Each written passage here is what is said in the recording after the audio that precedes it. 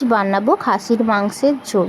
তার জন্য মাংসটা ম্যারিনেট করে নেব। দিয়ে দেব হলুদ গুঁড়ো, লঙ্কা গুঁড়ো, জিরের গুঁড়ো, নুন, আদা বাটা, রসুন বাটা, ফ্যাটানো টক দই আর বেশ কিছুটা পরিমাণে তেল।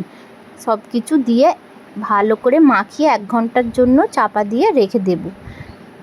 শুনেছি খাসির মাংসেতে পেঁপে দিলে তাড়াতাড়ি মাংসটা সেদ্ধ হয়, তাই গাছ থেকে একটা পেঁপে পেড়ে নেব। পেঁপে আর আলুটা কেটে ধুয়ে নিয়েছি। এবার কড়াইতে অল্প তেল দিয়ে আলু আর পেঁপেটা লাল করে ভেজে নামিয়ে নেব। এবার ওই তেলেতেই এলাচ, দালচিনি, শুকনো লঙ্কা, তেজপাতা, অল্প একটু চিনি দিয়ে ফোড়নটা ভেজে নিয়েছি।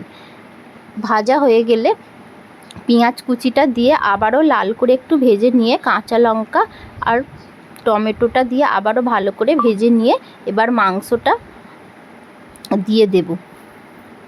মাংসটা দিয়ে ভালো করে নেড়ে চেড়ে কষিয়ে নেব। দিয়ে দেব পেঁপে আর আলুটা দিয়ে আবারও ঢাকা চাপা দিয়ে বেশ কিছুক্ষণ কষিয়ে নিয়েছি। এবার বেশ কিছুটা পরিমাণে জল দিয়ে ঢাকনা দিয়ে ভালো করে সেদ্ধ করে নেব। সেদ্ধ হয়ে গেলে গরম মশলা দিয়ে নামিয়ে নেব। যারা ভাবো খাসির মাংস করতে দেরি হয়, একবার এইভাবে বানিয়ে দেখবে, খেতেও ভালো লাগবে আর তাড়াতাড়ি তৈরিও হয়ে যাবে।